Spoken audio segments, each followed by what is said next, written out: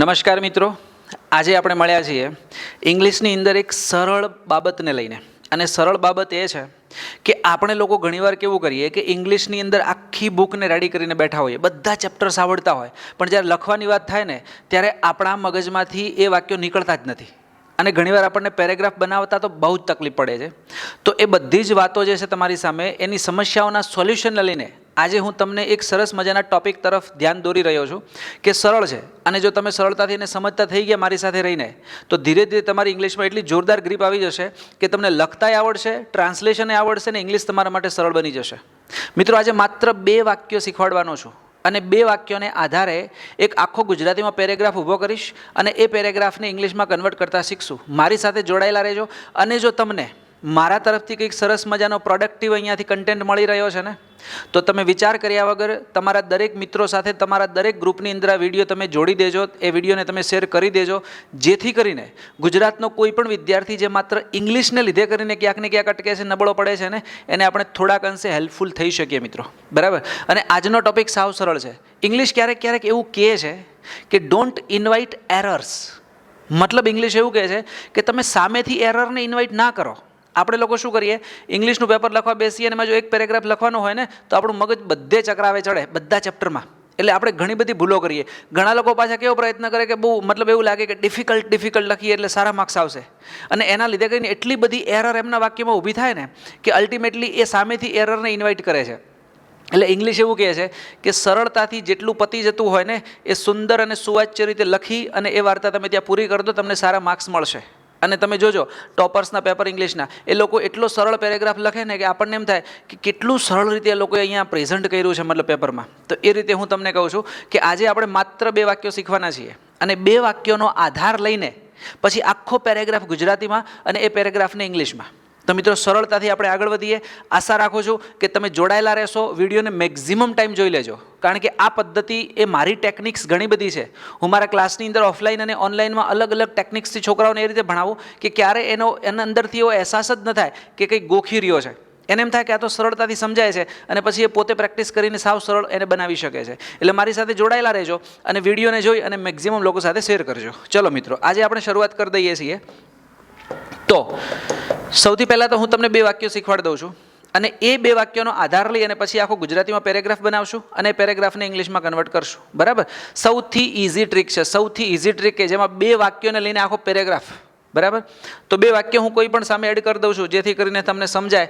અને હું સાવ સરળતાથી જવાનો એટલા માટે પ્રયત્ન કરું છું મિત્રો કે જેથી કરીને જે નબળામાં નબળો વિદ્યાર્થી, નબળો ઇન ધ સેન્સ ઇંગ્લિશમાં જે વીક હોય ને, એ વિદ્યાર્થી જો સમજી અને શીખી શકે ને, તો પછી તો ભયો મતલબ બધા શીખી શકે છે. બરાબર? એટલે હું સાવ સરળતાથી જવાનો પ્રયત્ન કરીશ. ચલો, એક વાક્ય આપણે લઈએ અને એક વાક્ય છે કે ભાઈ આપણે લોકોના પ્રશ્નો સાંભળી રહ્યા છીએ. આપણે લોકોના પ્રશ્નો સાંભળી રહ્યા છીએ. આવું એક વાક્ય છે આપણી સામે. બરાબર? આપણે લોકોના પ્રશ્નો સાંભળી રહ્યા છીએ. ચલો, આપણી સામે બીજું વાક્ય છે કે માળીએ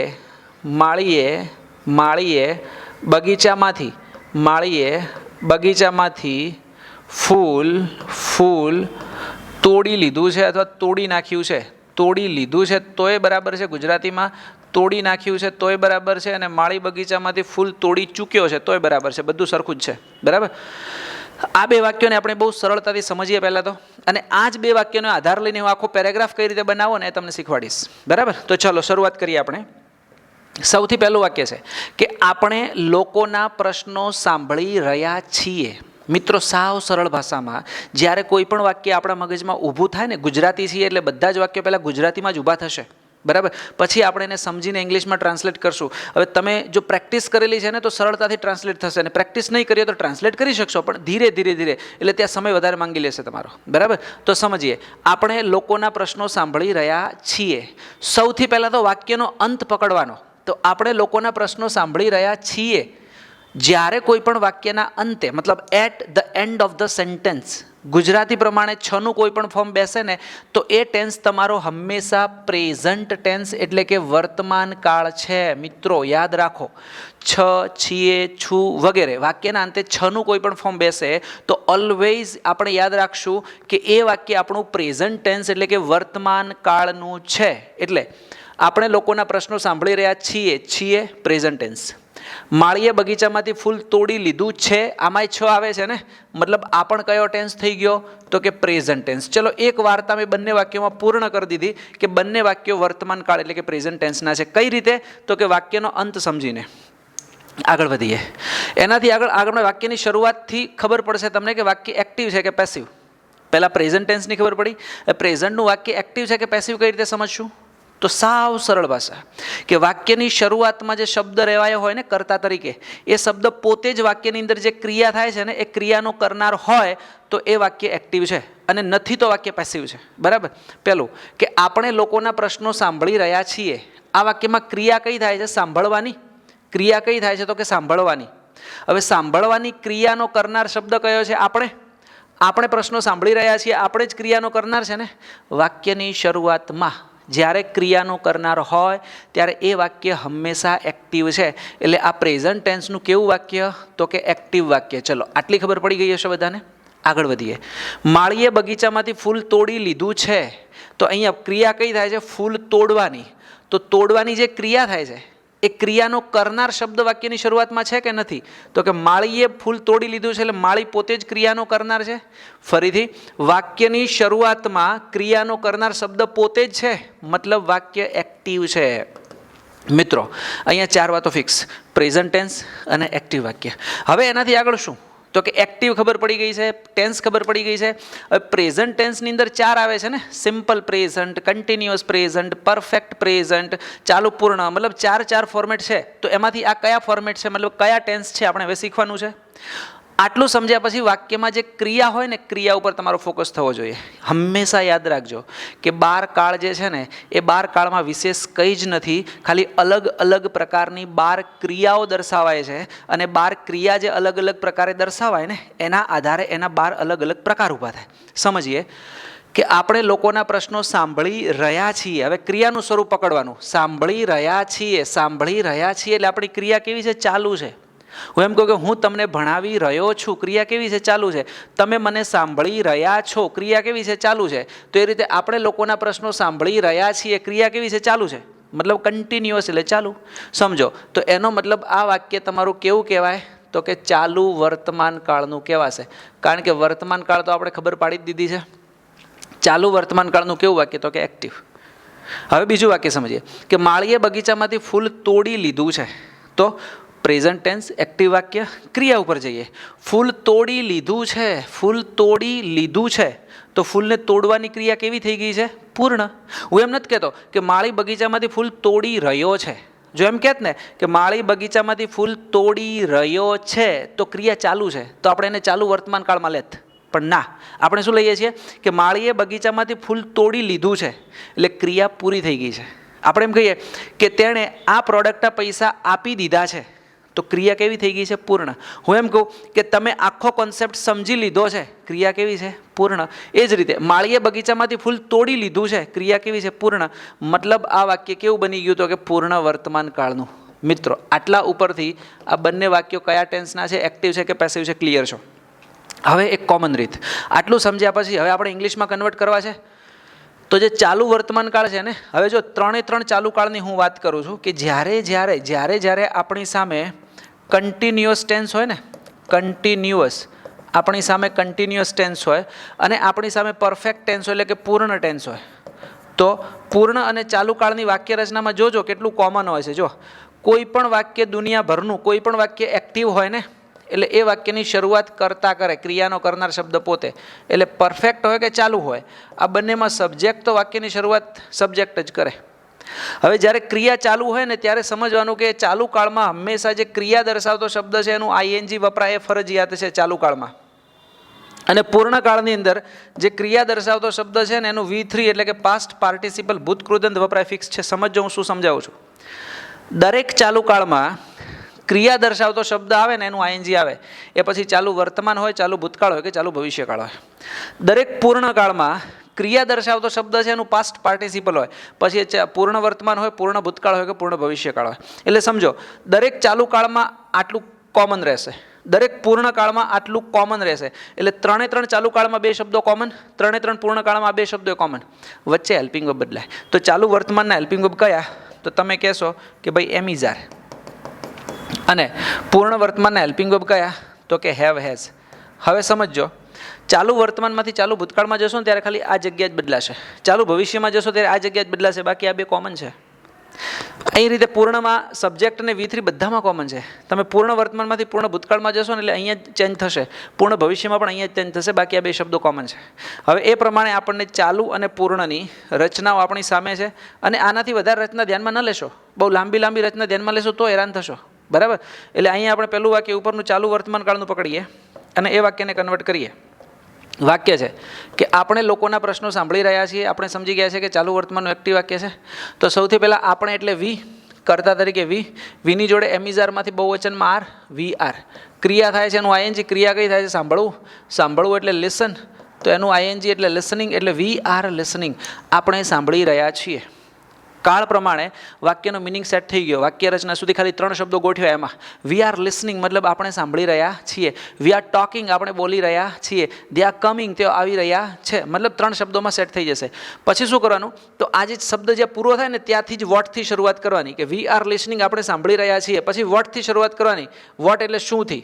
તો કે આપણે શું સાંભળી રહ્યા છીએ? તો લોકોના પ્રશ્નો. જવાબ મળી ગયો ને? એટલે we are listening the questions of the people, the questions of the people એટલે આપણે લોકોના પ્રશ્નો સાંભળી રહ્યા. નોની નુના માટે ઓફ વપરાય, આપણે શીખીએ છીએ, બરાબર? એટલે તમારું વાક્ય કમ્પ્લીટ છે કે we R listening the questions of the people. આપણે લોકોના પ્રશ્નો સાંભળી રહ્યા છીએ. હવે આ તમારો વર્તમાન કાળનું એક્ટિવ વાક્ય છે. આને આધારે તમે ઘણા બધા વાક્યો બનાવી શકો, જે હમણાં હું પેરેગ્રાફ લખીશ એટલે એમાં મજા આવશે તમને શીખવાની. બીજું કે માળીએ બગીચામાંથી ફૂલ તોડી લીધું છે. ક્રિયા પૂર્ણ છે ને, તો પૂર્ણ વર્તમાન પ્રમાણે સૌથી પહેલાં માળી કર્તા તરીકે, એટલે તમે શું લખશો? ગાર્ડનર. જો ગાર્ડનર. પછી ત્રીજો પુરુષ એક વચન હોય તો હેવેઝમાંથી હેઝ, બાકી બધા જોડે હેવ. તો ગાર્ડનર ત્રીજો પુરુષ એક વચન છે એટલે હેઝ, ગાર્ડનર હેઝ. ક્રિયા કઈ થાય છે? ફૂલ તોડવું. તો ફૂલ તોડવું એના માટે શબ્દ વપરાય છે પ્લક. અને અહીંયા કાળ પૂર્ણ હોવાથી હંમેશા દરેક પૂર્ણ કાળમાં શું હોય? તો કે V3 હોય. એટલે ગાર્ડનર હેઝ પ્લક્ડ એટલે માળીએ તોડી લીધું છે. ફરીથી મેં કીધું કે અહીંયાથી પછી ચાલુ કરો કે શું તોડી લીધું છે એનાથી, તો કે ફૂલ. એટલે લખી નાખો કે અ ફ્લાવર, બરાબર? Gardener has પ્લક્ડ a flower. ક્યાંથી? તો કે બગીચામાંથી, એટલે ફ્રોમ ધ ગાર્ડન. મિત્રો પાછળ પછી તમે જેટલું એડ કરો ને એટલી બધી વધારાની વાર્તા છે. વાક્યનો સાચો મિનિંગ જે બેસવાનો હતો ને, એ વાક્યનો મિનિંગ તમારો છે ને આટલામાં બેસી ગયો. ગાર્ડનર હેઝ પ્લક્ડ મતલબ માળીએ તોડી લીધું છે. ક્રિયા પૂર્ણ છે, ચાલુ વર્તમાનનું એક્ટિવ છે. શું, ક્યારે, ક્યાં, કેવી રીતે, એ બધી વાર્તા લાંબા વાક્યો બનાવવા માટેની છે. એ જ રીતે વી આર લિસનિંગ આપણે સાંભળી રહ્યા છીએ. પછી શું, ક્યાં, કોને, કઈ રીતે, બધા જ લાંબા વાક્યો બનાવવાની એક પ્રોસેસ છે. બાકી આટલું આવડે ને એટલે આ 2 વાક્યો હવે તમને લાઈફ ટાઈમ ભૂલાવા ન જોઈએ. કહેવાનો મતલબ કે જ્યારે તમે ચાલુ વર્તમાન કે પૂર્ણ વર્તમાનના વાક્યો તમારી સામે આવે ને, તો એ 2 વાક્યોને તમે આવી રીતે સમજી અને પછી એને લઈને ઘણા બધા વાક્યો ઊભા કરી શકો છો. તો ઘણા બધા વાક્યો કઈ રીતે ઊભા કરવાને એના તરફ હવે આપણે આગળ વધીએ છીએ. સૌથી પહેલાં મારે તમને આ એટલા માટે સમજાવવું હતું કે આ 2 વાક્યો તમે સમજ્યા છો અને 2 વાક્યો બહુ સરળ રીતે તમે સમજી લીધા છે. હવે આ 2 વાક્યોનો આધાર લઈને આપણે ઇંગ્લિશની અંદર એક પેરેગ્રાફ લખવો છે, કે જેથી કરીને તમને પેરેગ્રાફ બનાવવાની તમારી એક હેબિટ છે ને કલ્ટિવેટ થાય, અને એટ ધ એન્ડ તમે એ હેબિટને કલ્ટિવેટ કરતાં તમારો જે ઓબ્જેક્ટિવ છે ઇંગ્લિશ લખવાનો, એને સરળતાથી તમે ફૂલફિલ કરી શકો ને. એટલા માટે કરીને મિત્રો હવે આપણે આગળ વધીએ, બરાબર? જો હજી તો આમાં ઘણું બધું ડીપમાં જઈને સમજાવી શકાય છે, પણ મને એમ લાગે છે કે આટલી સમજણથી તમે સમજી ગયા હશો કે વાક્ય મેં કઈ રીતે બનાવ્યા છે. બાકી બહુ ડીપમાં કન્સેપ્ટ લઈ જવા હોય તો લઈ જઈ શકાય, બરાબર? પણ આટલા માટેથી તમારી સમજણ માટે આટલું પૂરતું છે આ વાક્યોની. હવે આપણે પેરેગ્રાફ તરફ આગળ વધીએ. તો મિત્રો સમજીએ એક પેરેગ્રાફ. ચલો, આશા રાખું છું કે અત્યાર સુધી જે આપણે 2 વાક્યોને સમજાવવાનો પ્રયત્ન કર્યો ને એ તમે બહુ સરળ રીતે સમજી લીધા હશે. હવે આ જ 2 વાક્યોને આધારે એક આખો પેરેગ્રાફ લખીએ એટલે તમને ખબર પડે કે ઇંગ્લિશની અંદર એવું જરૂર નથી કે આખું પુસ્તક આવડે તો જ લખી શકાય. ક્યારેક એવું બની શકે કે 2 વાક્યો આવડતા હોય ને તો એના આધારે ઘણા બધા પેરેગ્રાફ ઊભા કરી શકાય છે, અને એ મારે તમને શીખવાડવું છે. મેં તમને શરૂઆતથી કહેતો આવું છું કે મારી થોડીક મૌલિકતા ડેવલપ થયેલી છે કારણ કે હું લેખક તરીકે લખું છું એટલે, અને તમારી નથી થઈ તો તમારે થોડુંક એક્સ્ટ્રા રીડિંગ રાખવાનું.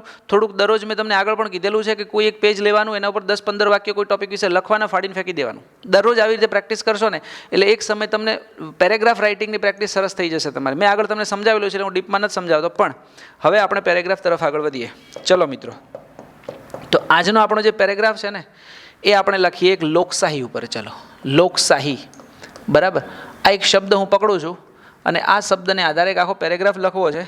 અને પેરેગ્રાફ મારે એ રીતે લખવો છે કે જેની અંદર પેરેગ્રાફ મને મિનિંગફુલ પણ લાગે અને સાથે સાથે મેં જે 2 વાક્યો શીખ્યા ને એ જ 2 વાક્યને એમાં ઉપયોગ થાય, બરાબર. તો લોકશાહીને આપણે સૌથી પહેલાં તો ઇંગ્લિશમાં શું કહીએ છીએ? તો તમે તરત કહેશો કે સર ડેમોક્રેસી. ડેમોક્રેસી એટલે શું? તો કે લોકશાહી. ડેમોક્રેસીને આપણે કહીએ છીએ લોકશાહી. ચલો, હું લોકશાહી ઉપર કેટલાક ગુજરાતીમાં વાક્ય પહેલાં એડ કરી દઉં છું, પછી આપણે એને ઇંગ્લિશમાં લઈ જઈશું, બરાબર. સૌથી પહેલું વાક્ય લખીએ કે ભાઈ લોકશાહી, લોકશાહી, લોકશાહી ભારતનો આત્મા છે. ચલો, એક વાક્ય લખ્યું છે કે લોકશાહી ભારતનો આત્મા છે. હવે આ વાક્ય તમે જોશો ને તો આ વાક્ય મેં એક શરૂઆત કરવા માટે લખ્યું છે, એની અંદર કોઈ ક્રિયા નથી. આપણે તો ચાલુ વર્તમાન ને પૂર્ણ વર્તમાનમાં ક્રિયા શીખ્યા છીએ ને. લોકશાહી ભારતનો આત્મા છે, આગળ શીખવાડીશ કે કઈ રીતે કન્વર્ટ કરવું. એનાથી આગળ વધીએ આપણે કે લોકશાહીએ, સમજીએ, લોકશાહીએ, લોકશાહીએ આજ સુધી, લોકશાહીએ આજ સુધી આપણા મૂલ્યોનું જતન કર્યું છે. આપણા મૂલ્યોનું જતન કર્યું છે. જતન કર્યું છે, સમજો, જતન કર્યું છે. લોકશાહીએ આજ સુધી આપણા મૂલ્યોનું જતન કર્યું છે. મેં એક વાક્ય લખી દીધું છે, તમારે વાક્યને સમજવાનું છે. જો આ વાક્ય મેં કઈ રીતે એડ કર્યું કે લોકશાહીએ આજ સુધી આપણા મૂલ્યોનું જતન કર્યું છે. એટલે વર્તમાન કાળ આવી ગયો. હવે લોકશાહીએ આજ સુધી આપણા મૂલ્યોનું જતન કર્યું છે એટલે કરવાની ક્રિયા કેવી થઈ ગઈ છે? પૂર્ણ. જતન કર્યું છે. હું એમ કહું છું કે તમે પૈસા ચૂકવ્યા છે, તો ચૂકવ્યા છે મતલબ ક્રિયા પૂરી થઈ ગઈ છે. આપણે એમ કહું કે તમે એની અગેન્સ્ટમાં બોલ્યા છો, તો બોલ્યા છો મતલબ બોલવાની ક્રિયા પૂરી થઈ ગઈ છે. તો એ જ રીતે લોકશાહીએ મૂલ્યોનું જતન કર્યું છે મતલબ ક્રિયા પૂરી થઈ ગઈ. એટલે આપણે પૂર્ણ વર્તમાન જે શીખ્યા હતા ને એવું એક વાક્ય એડ કર્યું એટલે વાક્ય આપણને મિનિંગફુલ પણ લાગે છે કે લોકશાહી ભારતનો આત્મા છે. લોકશાહી આજ સુધી આપણા મૂલ્યોનું જતન કર્યું છે. એનાથી આગળ વધીને આપણે જોઈએ કે ઘણા બધા લોકો લોકશાહીના આધારે ઘણા બધા લોકો લોકશાહીને આધારે પોતાના જીવનને ઉન્નત બનાવી રહ્યા છે. ઉન્નત બનાવી રહ્યા છે. ચલો, આ વાક્ય મેં કઈ રીતે એડ કર્યું છે? ઘણા બધા લોકો લોકશાહીના આધારે પોતાના જીવનને ઉન્નત બનાવી રહ્યા છે. એટલે વર્તમાન કાળ. બનાવી રહ્યા છે એટલે ક્રિયા ચાલુ છે, તો આ વાક્ય ચાલુ વર્તમાન જમણા આપણે શીખ્યા હતા એવું એડ કર્યું. 3 વાક્યો. લોકશાહી ભારતનો આત્મા છે. લોકશાહી આજ સુધી આપણા મૂલ્યોનું જતન કર્યું છે. ઘણા બધા લોકો લોકશાહીના આધારે પોતાના જીવનને ઉન્નત બનાવી રહ્યા છે. એનાથી આગળ વધીને આપણે જોઈએ કે સામાન્ય રીતે અથવા સામાન્ય લોકોએ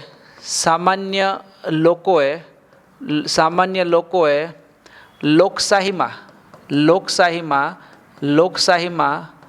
અગત્યનો ભાગ ભજવ્યો છે.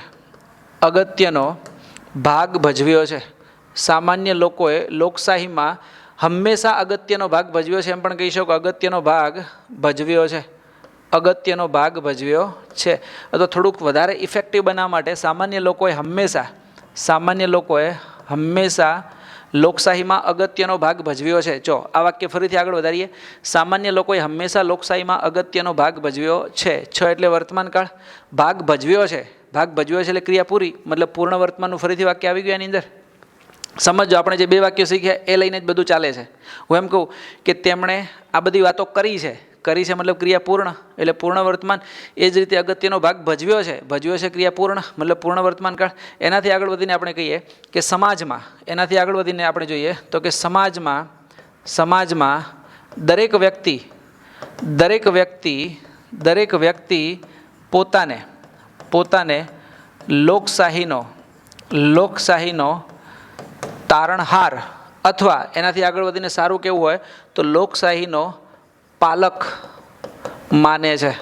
સમાજમાં અથવા માની રહ્યો છે, એટલે આપણું વાક્ય એ રીતે ચાલે, જો સમાજમાં દરેક વ્યક્તિ પોતાને લોકશાહીનો પાલક માની રહ્યો છે, તો સમજો છ એટલે વર્તમાનકાળ, પાલક માની રહ્યો છે, માની રહ્યો છે એટલે ક્રિયા કેવી છે, એની ચાલુ છે, કે કોઈ ક્રિયા થઈ રહી છે. હું એમ કહું કે તે રડી રહ્યો છે તો ક્રિયા ચાલુ છે, તો માની રહ્યો છે એટલે ક્રિયા ચાલુ છે, એટલે ફરીથી એક ચાલુ વર્તમાન આવી ગયો. ચલો એનાથી આગળ વધીને એકાદ આપણે લખીએ કે લોકશાહી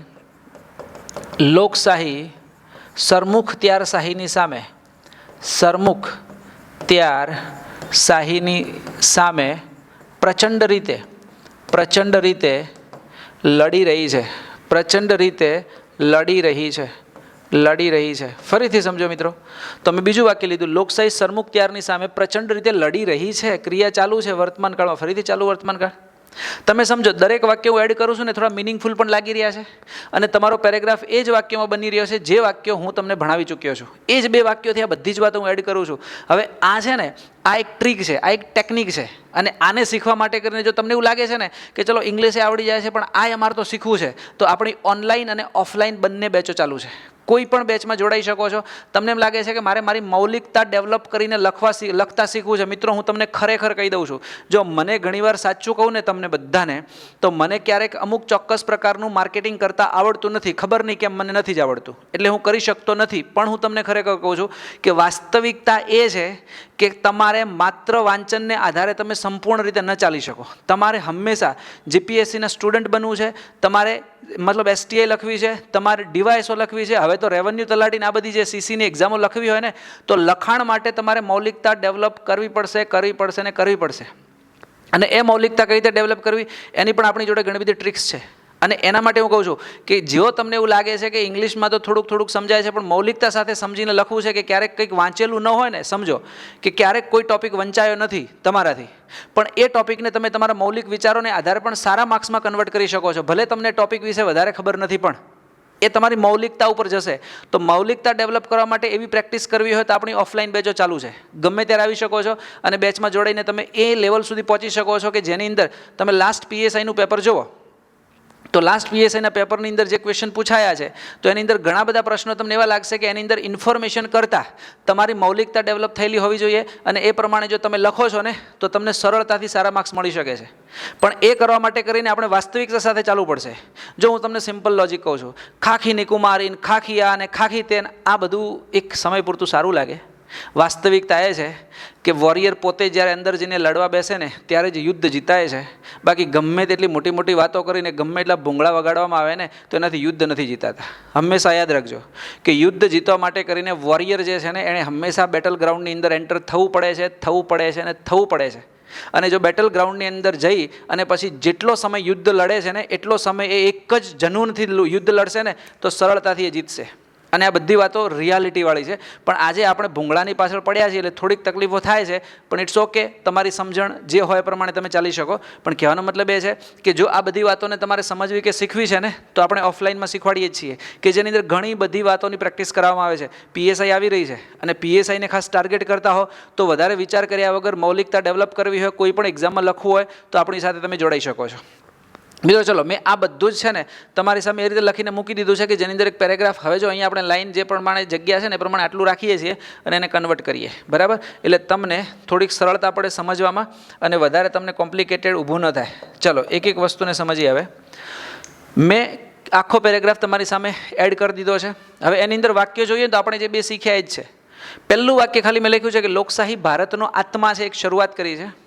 હવે આ જે વાક્ય છે ને લોકશાહી ભારતનો આત્મા છે, આ વાક્યમાં તો કોઈ ક્રિયા જ નથી, અને ક્રિયા વગરનું વાક્ય ક્યારે 12 કાળમાં ફરતું જ નથી. એમાં ખાલી 3 સાદા કાળ હોય, simple present, simple past, simple future. હવે ક્રિયા વગરનું વાક્ય છે, વાક્યના અંતે 6 છે, એટલે વાક્ય તો વર્તમાન કાળનું જ છે. વર્તમાન કાળની અંદર લોકશાહી ભારતનો આત્મા છે, એક સ્થિતિ દર્શાવી છે, તો શું થશે? એમિઝારથી વાક્ય બની જશે, સાવ સરળ. એટલે આપણે એમ કહી શકીએ કે લોકશાહી ભારતનો આત્મા છે, એટલે તમે લખી શકો કે ભાઈ democracy is the solve of India. The solve of India મતલબ કે લોકશાહી ભારતનો આત્મા છે. સમજો મિત્રો, આત્મા માટે છે ને 2 શબ્દો વાપરી શકાય. તમને હું સમજાવું છું કે આત્મા માટે આપણે કયો શબ્દ વાપરીએ? સોલ એટલે આત્મા, બરાબર. અને એક આત્મા માટે બીજો શબ્દ સ્પિરિચ્યુઅલ ભાષામાં સ્પિરિટ પણ વપરાય છે. સ્પિરિટનો મતલબ પણ તમે આત્મા કહી શકો, પણ સ્પિરિટ આપણે લોકો મનોબળ માટે વાપરીએ છીએ ને, મનોબળ. આ બંને માટે સ્પિરિટ શબ્દ છે.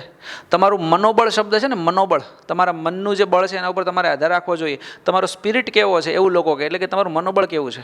એટલે સ્પિરિટ માટે મનોબળ સાચું, અને સ્પિરિટ તમે આત્મા માટે પણ વાપરી શકો છો. એટલે આત્મા માટે બે શબ્દો એડ કરી શકાય. અહીંયા મેં સોલ શબ્દ એડ કર્યો છે કે ભાઈ democracy is the solve of India, એટલે એક વાક્ય પૂરું. હવે એક એક વાક્ય સમજો. તમે જે ભણ્યા છો ને એ જ રીતે છે કે લોકશાહીએ આજ સુધી આપણા મૂલ્યોનું જતન કર્યું છે. ફરીથી સમજાવું છું. વાક્યના અંતે છ વપરાયો એટલે શું? તો કે વર્તમાન કાળ. ક્રિયા જોઈ લો તો કે જતન કર્યું છે એટલે ક્રિયા પૂર્ણ છે. હું એમ કહું કે તમે મને પ્રશ્નો પૂછ્યા છે, તો તમે મને પ્રશ્ન પૂછ્યા છે એટલે પૂછવાની ક્રિયા પૂરી, મતલબ પૂર્ણ વર્તમાન. તો લોકશાહીએ આપણા મૂલ્યોનું જતન કર્યું છે મતલબ ક્રિયા પૂરી, પૂર્ણ વર્તમાન કાળ. વર્તમાન તો અહીંયાથી જ ખબર પડી જાય છે. તો લોકશાહીએ આજ સુધી આપણા મૂલ્યોનું જતન કર્યું છે. કરતા પકડી લ્યો, કારણ કે મેં તમને અહીંયા સમજાવેલું છે કે જો આ ત્રણ શબ્દો પહેલાં ગોઠવી નાખવાના. પૂર્ણ વર્તમાનમાં શું હોય? કરતા, હેવેઝ અને વી થ્રી. હેઝ ક્યારે? ત્રીજો પુરુષ એક વચન. અધરવાઇઝ દરેક જગ્યાએ શું હોય? તો કે હેવ હોય. તો અહીંયા લોકશાહી કરતા છે. લોકશાહી આજ સુધી આપણા મૂલ્યોનું જતન કર્યું છે. ક્રિયાનો કરનાર લોકશાહી છે. તો આપણે લખશું કે ભાઈ ડેમોક્રેસી ત્રીજો પુરુષ એક વચન હોવાથી હેઝ, ડેમોક્રેસી હેઝ. પછી શું કર્યું છે? તો કે જતન કર્યું છે. ક્રિયા કઈ થાય છે? જતન કરવાનું. તો જતન કરવું એટલે શું? તો કે પ્રિઝર્વ કરવું. તો આપણે એના માટે લખશું પ્રિઝર્વડ, કારણ કે આપણે તો V3 મૂકવાનું છે ને. તો ડેમોક્રેસી હેઝ પ્રિઝર્વડ, એટલે કે ડેમોક્રેસીએ જતન કર્યું છે. શું જતન કર્યું છે? આગળ વધીએ તો કે આપણા મૂલ્યોનું. એટલે ડેમોક્રેસી હેઝ પ્રિઝર્વડ આપણા મૂલ્યો. મિત્રો, મૂલ્યો માટે વપરાશે વેલ્યુઝ. વેલ્યુઝ એટલે આપણા મૂલ્યો. આપણે ક્યારે મૂલ્યો માટે કોઈ શબ્દ એડ કરવો હોય ને તો એના માટે આપણા મૂલ્યો, તો એના માટે તમે શબ્દ એડ કરશો વેલ્યુઝ. હું એમ કહું કે સામાજિક મૂલ્યો, સોશિયલ વેલ્યુઝ, એ રીતે શબ્દ એડ કરી શકાય. એટલે અહીંયા આપણે શબ્દ એડ કરી દીધો કે democracy has preserved our values. પછી એનાથી આગળ કંઈક છે હજી. ડેમોક્રેસીએ આજ સુધી આપણા મૂલ્યોનું જતન કર્યું છે. આજ સુધી શબ્દ રહી ગયો ને, તો છેલ્લે એડ કરી દઈએ. તો democracy has preserved our values. આજ સુધી એટલે સો ફાર લખો ને તો એ સાચું, અને એની જગ્યાએ આવું લખો ને કે ટુ ધીસ ડે, એટલે આજ સુધી, તો એ સાચું. આજ સુધી માટે બંને શબ્દો લખી શકાય. બરાબર. Democracy has preserved our values so far, અથવા democracy has preserved our values to this day, મતલબ આજ સુધી આપણા મૂલ્યોનું ડેમોક્રેસીએ શું કર્યું છે? તો કે જતન કર્યું છે. આશા રાખું છું કે આટલે સુધી તમને ખ્યાલ આવી ગયો હશે. પૂર્ણ વર્તમાનનું જ વાક્ય છે, આપણે શીખ્યા છે. બીજું કે ઘણા બધા લોકો લોકશાહીના આધારે પોતાના જીવનને ઉન્નત બનાવી રહ્યા છે. ઘણા બધા લોકો લોકશાહીના આધારે પોતાના જીવનને ઉન્નત બનાવી રહ્યા છે. છ એટલે વર્તમાન કાળ. ઉન્નત બનાવી રહ્યા છે. ક્રિયા કેવી છે? ચાલુ છે. ચાલુ વર્તમાન કાળ, જે આપણે શીખ્યા એમિઝારવાળું વાક્ય, એ પ્રમાણે જઈએ તો ઘણા બધા લોકો એટલે અહીંયા આપણે શું લખશું? તો કે ભાઈ મેની પીપલ. ઘણા બધા લોકો એટલે મેની પીપલ. હવે ચાલુ વર્તમાન કાળ છે તો મેની પીપલ પ્રમાણે આર આવશે, એટલે મેની પીપલ આર. હવે ઉન્નત બનાવવું, તો ઉન્નત બનાવવા માટે કરીને પણ બે શબ્દો છે. જો હું તમને સમજાવું કે ઉન્નત બનાવવું એના માટે પણ બે શબ્દો છે. એક શબ્દ છે અપલિફ્ટ કરવું. જો અપલિફ્ટ કરવું એટલે તમારો ઉત્કર્ષ થવો, તમારી ઉન્નતિ થવી, એટલે અપલિફ્ટ થવું. અને એક શબ્દ છે એક્ઝલ્ટેડ. એક્ઝલ્ટનો મતલબ પણ શું થાય? તો કે ઉન્નત થવું. એક્ઝલ્ટેડ એટલે ઉન્નત થયો હતો. એટલે અપલિફ્ટ કા એક્ઝલ્ટ, આ બેમાંથી કોઈ પણ શબ્દ વાપરી શકાય. તો આપણે એકાદ શબ્દ લઈને આગળ વધીએ અને વાક્યની અંદર શબ્દ એડ કરીએ કે many people are uplifting. Many people are uplifting એટલે ઉન્નત બનાવી રહ્યા છે. ઘણા લોકો ઉન્નત બનાવી રહ્યા છે. એટલે મેની પીપલ આર અપલિફ્ટિંગ. શું બનાવી રહ્યા છે? ઉન્નત. પોતાના જીવનને. બરાબર.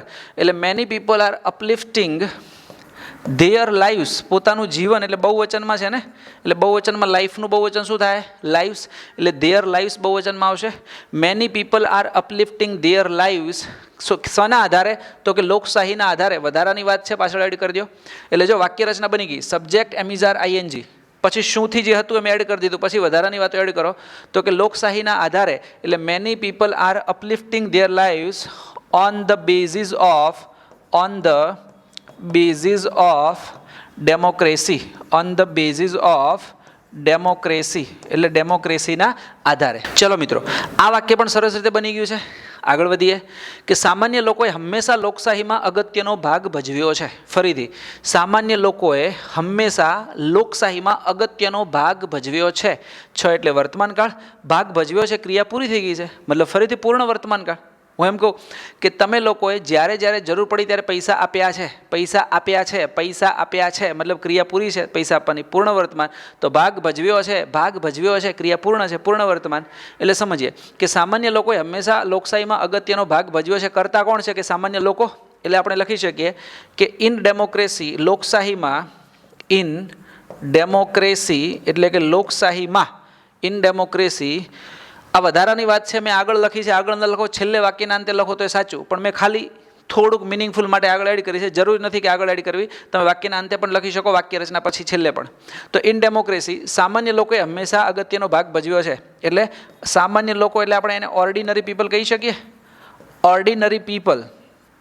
હવે અહીંયા પૂર્ણ વર્તમાન છે એટલે પીપલ પ્રમાણે હેવેઝમાંથી હેવ, એટલે ઓર્ડિનરી પીપલ હેવ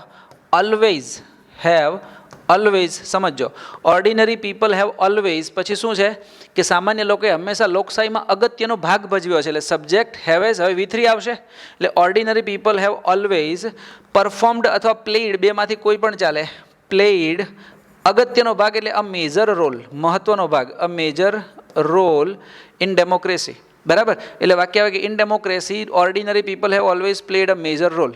એટલે આ સાચું. એમ લખવું હોય ને કે ordinary people have always played a major role in democracy, છેલ્લે ડેમોક્રેસી લે તો એ સાચું.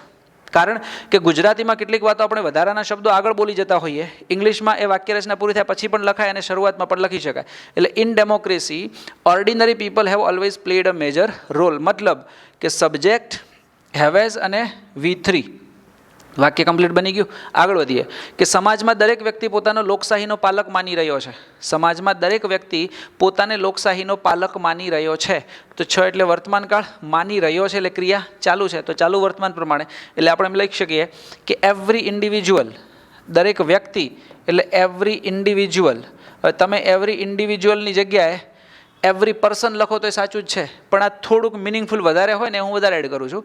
તો કે એવરી ઇન્ડિવિજ્યુઅલ એટલે દરેક વ્યક્તિ, એવરી ઇન્ડિવિજ્યુઅલ દરેક વ્યક્તિ, સમાજમાં દરેક વ્યક્તિ પોતાને લોકશાહીનો પાલક માની રહ્યો છે. તો કે એવરી ઇન્ડિવિજ્યુઅલ ઇઝ, હવે કારણ કે ચાલુ વર્તમાન કાળ છે ને, તો એમિઝારમાંથી ઇઝ, એવરી ઇન્ડિવિજ્યુઅલ ઇઝ, માનવું એટલે પોતાને એ માની રહ્યો છે, મતલબ પોતાને એ રીતે ધ્યાનમાં લઈ રહ્યો છે.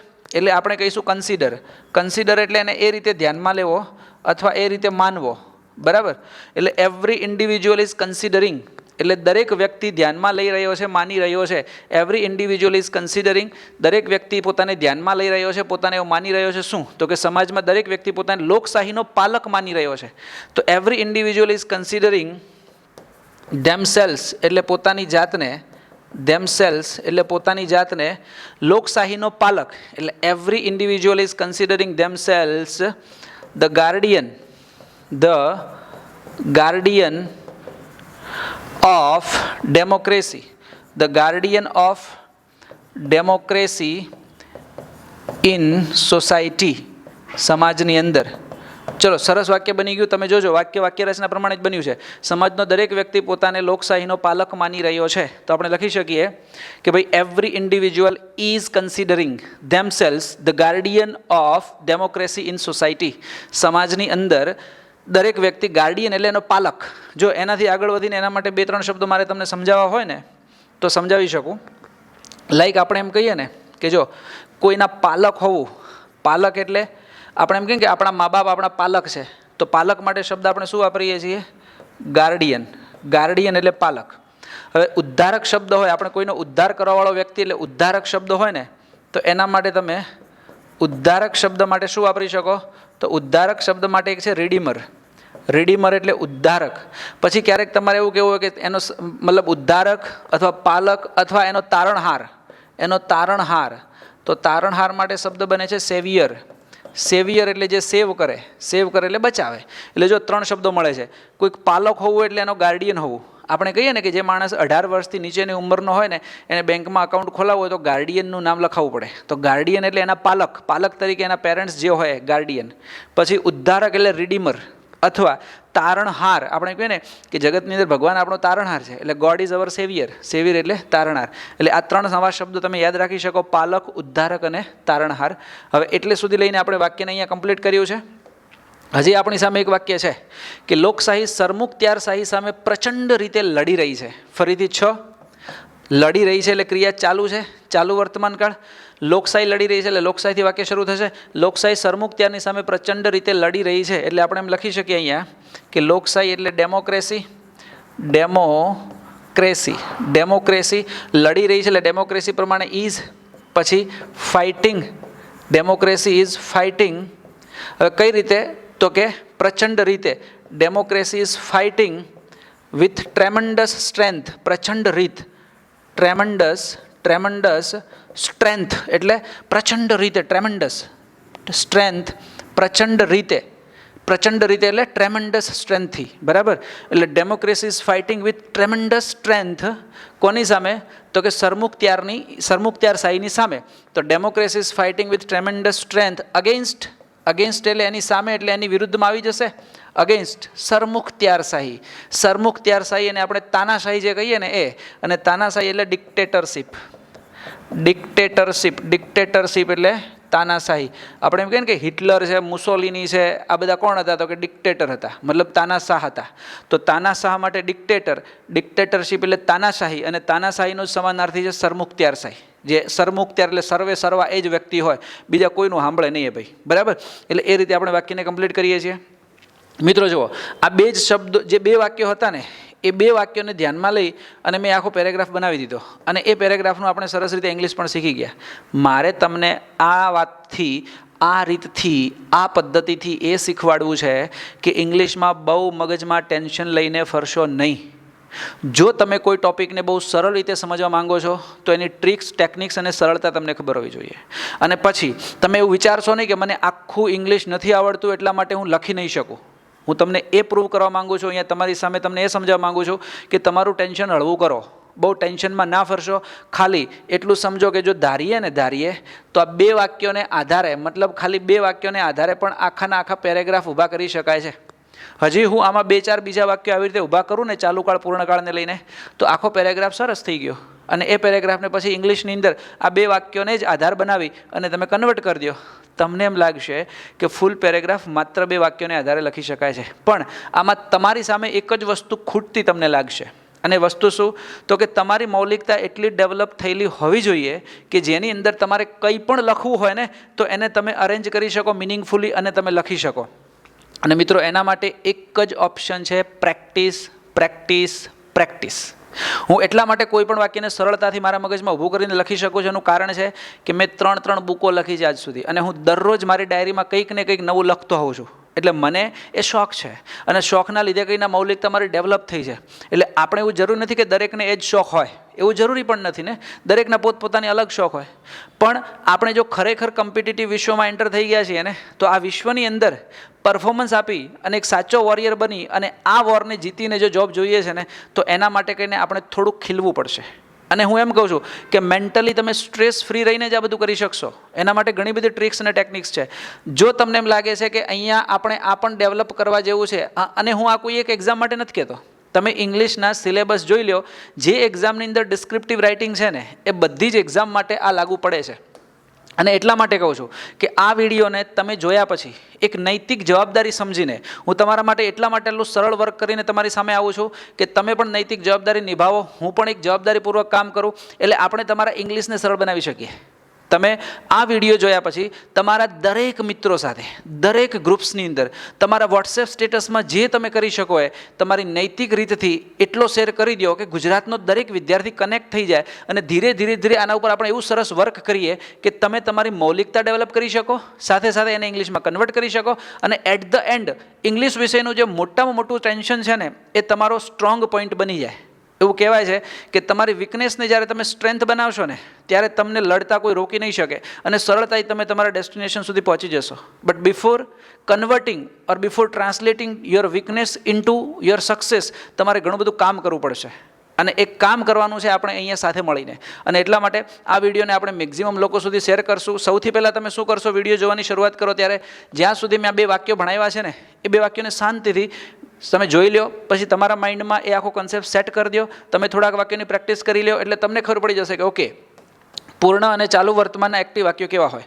પછી આ 2-3 વાતો છે એને એડ કરી દો. એમાં પણ મેં કીધું કે ખાલી આટલો જ ડિફરન્સ છે, બાકી તો 3 કાળમાં આ 2 વાતો અને નીચેના 3 કાળમાં 2 વાતો કોમન જ છે. તો શું કામ ઘણું બધું બર્ડન લઈને ફરવું, બરાબર? મારે જરૂર છે એનાથી મારું પૂર્ણ કાર્ય થતું હોય તો પછી મારે સમજો કે એક માણસ એવો છે કે એના ઘરની અંદર એ એટલું જ ફર્નિચર રાખે છે કે જેની એને જરૂર છે, એને મજા આવે છે, સરસ જીવે છે, હી ઇઝ વેરી હેપી. અને એક માણસને એવું છે કે ઘરમાં એટલું બધું ભરી રાખ્યું છે કે પોતાને જ ખબર નથી પડતી કે હવે કઈ જગ્યાએ બેસીને મારે શાંતિનો શ્વાસ લેવો. સમજો, એટલે આ આપણને શાંતિનો શ્વાસ અપાવી દેશે જો શાંતિથી એને ભણી લઈશું તો. અને પછી એના ઉપરથી એક સરસ મજાનો પેરેગ્રાફ બનાવો. જો આ પેરેગ્રાફ જોઈને તમને એમ લાગતું જ હશે કે પેરેગ્રાફ સરસ સેટ થઈ ગયો છે. લોકશાહી ભારતનો આત્મા છે. લોકશાહીએ આજ સુધી આપણા મૂલ્યોનું જતન કર્યું છે. ઘણા બધા લોકો લોકશાહીના આધારે પોતાના જીવનને ઉન્નત બનાવી રહ્યા છે. સામાન્ય લોકોએ હંમેશા લોકશાહીમાં અગત્યનો ભાગ ભજવ્યો છે, કારણ કે લોકશાહીમાં વોટિંગ થાય અને વોટિંગની અંદર કોમન લોકોને બહુ અગત્યની રીતે ધ્યાનમાં લેવાય. એટલે વાક્ય સેટ થાય કે સામાન્ય લોકોએ હંમેશા લોકશાહીમાં, અને લોકશાહીમાં વોટિંગ થાય છે એટલા માટે તો દેશના જે પણ મોટા માણસ હોય, જે પણ નેતા હોય ને એ લોકો એક દિવસ તો આ લોકોની જરૂર પડે જ છે. બાકી આપણને સમજાવો કે જો એ વસ્તુ ધ્યાનમાં જ ન લેવાની હોય તો તમને લાગે છે કે આપણને કોઈ બોલાવે આ જગતમાં? પણ આપણી એમને ખબર છે કે એક સમય એવો આવશે કે જ્યારે એમની જરૂર પડશે ત્યારે એમની જોડે જવું પડશે. એટલે સામાન્ય લોકો લોકશાહીમાં હંમેશા અગત્યનો ભાગ ભજવે છે. સમાજમાં દરેક વ્યક્તિ પોતાને લોકશાહીનો પાલક માને અને માની રહ્યો છે. કેમ? કારણ શું? તો એને ખબર છે કે હું વોટ આપું છું, હું ઊભો છું અને હું મારા મતથી સ્વીકાર કરું છું કે કઈ વ્યક્તિ સાચી, કઈ વ્યક્તિ ખોટી, કઈ વ્યક્તિને મારે લાવવી, મતલબ રૂલમાં કઈ વ્યક્તિને મારે ન લાવવી. એટલે એ પોતાને એનો પાલક માને છે, એનો ગાર્ડિયન છે એવું એને લાગે છે. અને પછી લોકશાહી સરમુખત્યાર સામેની સામે પ્રચંડ રીતે લડી રહી છે. અને સીધી વાત છે કે કોઈ સરમુખત્યાર બનવાનો પ્રયત્ન કરે ને તો એ સરમુખત્યારને રોકવા માટેનું પ્રચંડ એક આપણી જોડે વેપન કયું છે તો કે વેપન છે લોકશાહી. લોકશાહી છે એટલે માણસ સરમુખત્યાર બની જ નહીં શકે ને, એ ડિક્ટેટર બની જ નહીં શકે. એટલે એ લોકશાહી એની સામે લડી રહી છે ને એવું કહી શકાય. તમે સમજો આ ફાઇટ કેવી છે, લોકશાહી અને સરમુખત્યારશાહી, જેને ડિક્ટેટરશીપ અને ડેમોક્રેસી કહેવાય. આ બંનેની ફાઇટ કેવી છે? ઇનવિઝિબલ ફાઇટ છે, જે આપણને દેખાય નહીં, પણ આપણે જો ફીલ કરીને એના ઉપર વિચાર કરીએ તો ખબર પડે કે ઓકે લોકશાહી છે એટલે લોકો છે ને સરમુખત્યાર નથી બની શકતા. લોકશાહી છે એટલા માટે લોકો તાનાશાહી નથી કરી શકતા. હવે આપણને આજે તાનાશાહી બધા શબ્દો ક્યાંક ને ક્યાંક સંભળાય છે, પણ આપણે શબ્દોને સાંભળીને એટલું સેટિસ્ફેક્શન તો આપણા મગજમાં રાખીએ છીએ કે વાંધો નહીં, ચૂંટણી આવે છે ને ચૂંટણીની અંદર જ લોકો જીતે છે. એટલે મતલબ કહેવાનો કે ઇનવિઝિબલી લોકશાહી છે ને સરમુખત્યાર સામે ફાઇટ જ આપે છે. હવે જો લોકશાહી નથી તમે સમજો તો તમને સીધી વસ્તુ ખબર છે કે આપણે કેવા બની જઈશું તો કે સરમુખત્યાર શાહીના અંડરમાં આવી જઈશું. અને પછી રાજા જે કે એ જ નિયમ, રાજા જે કે એ જ મતલબ વાર્તા સાચી, બાકી દુનિયાની બધી જ વાર્તા ખોટી. પણ અહીંયા દરેક જગ્યાએ એવું નથી. લોકશાહીની અંદર રાજા કે બધી વાર્તા સાચી નથી પડતી. રાજાએ પણ કેટલાક નિયમોને ફોલો કરવા પડે છે. રાજાએ પણ પોતાની પ્રજાનું સાંભળવું પડે છે, કારણ કે we are living in democratic nation and that's why I am telling you invisibly લોકશાહી ઇઝ પ્રોટેક્ટિંગ. શું કરે છે? પ્રોટેક્ટ કરે છે the social values of the society, બરાબર? અને લોકશાહી ઇઝ ફાઇટિંગ અગેન્સ્ટ ડિક્ટેટરશીપ. આ જ બધી વસ્તુ છે. એટલે દરેકનું જે મેં વાક્યો લખ્યા ને એનું ક્યાંક ને ક્યાંક અંદર મૂલ્ય છે, અને એને ધ્યાનમાં લઈને સરસ પેરેગ્રાફ મેં ઊભો કર્યો છે. બધા વાક્યો મારી રીતે ઊભા કર્યા છે. એને આવી રીતે સરસ રીતે તમે વાક્યની અંદર સેટ કરી દો અને તમને એમ લાગશે કે ઇંગ્લિશ આવડી રહ્યું છે. સમજો કે અહીંયા પણ મેં શું કર્યું તો કે ખાલી વાક્ય રચના જોઈ લો.